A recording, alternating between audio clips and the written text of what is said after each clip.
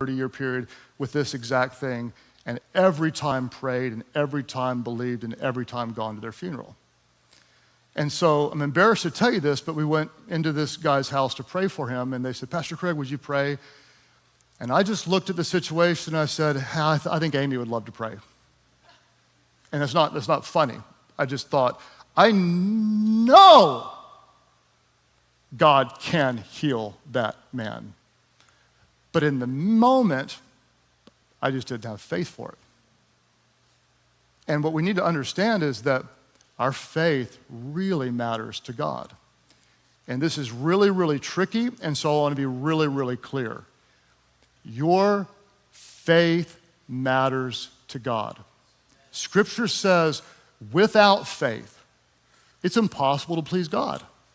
The way that you're made right with God is by faith.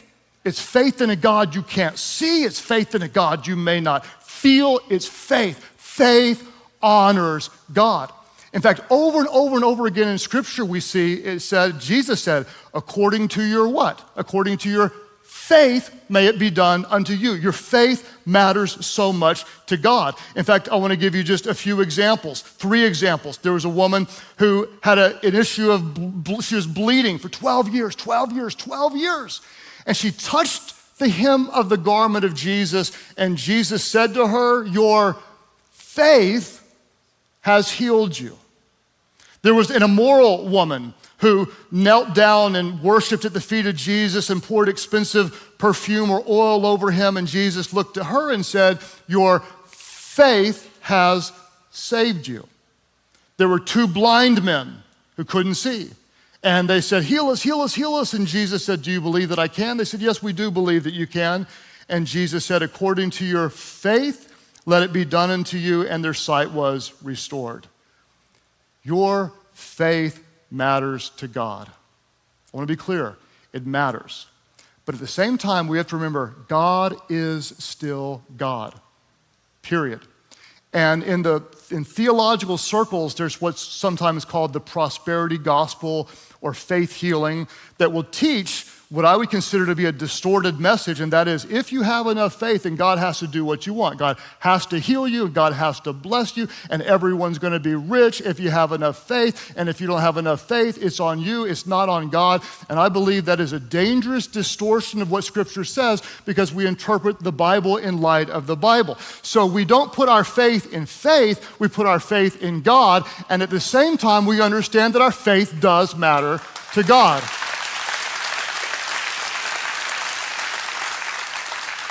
So you might say, well, my relationships are good. I'm pretty good with everybody. I got some crazy people in the family, but everybody has that, okay? I have the right motives. I believe that my motives are pure, and I really do have faith, but God still hasn't answered my prayer. Why didn't God answer my prayer?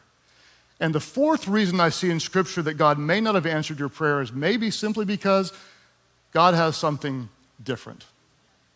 Maybe in your case, even though you really want it and really think it's best, and all logic tells you it's best, maybe God has something different.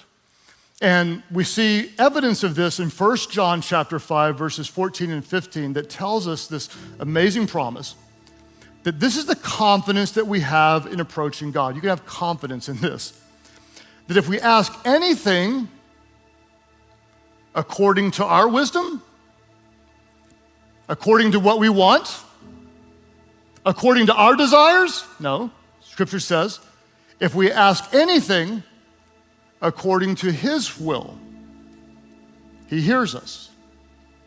And if we know that He hears us, whatever we ask, we know that we have what we asked of Him.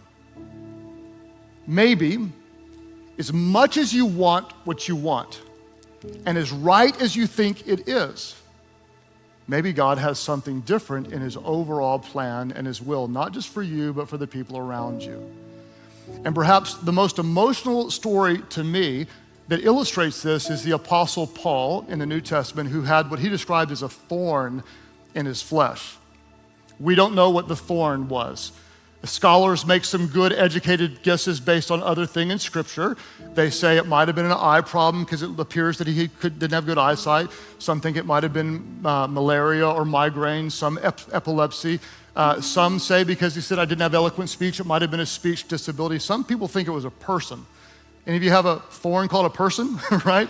Because he said, Alex the coppersmith did me a great deal of harm. We don't know what the thorn was, but what we know is that 3 times, and I don't believe it's like 3 prayers like, breakfast, lunch, and dinner, but like 3 seasons of prayer, Paul pleaded with God.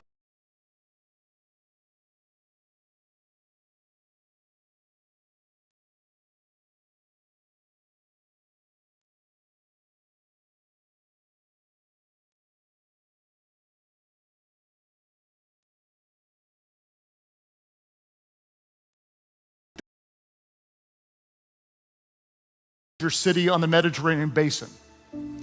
This is Paul, the one who encountered the risen Christ and served him so faithfully, enduring an incredibly high price, shipwrecked and beaten and stoned and imprisoned. And this is the Paul that wrote 1/3 of the New Testament. Like the New Testament. Like if you have a coffee mug with a verse, thank Paul for it. Your verse is from Paul. And he prayed. And he begged, and he pleaded. And his relationships were probably as good as he could, as far as it depended on him, they were good. And his motives were pure. His faith was strong. And God didn't do it.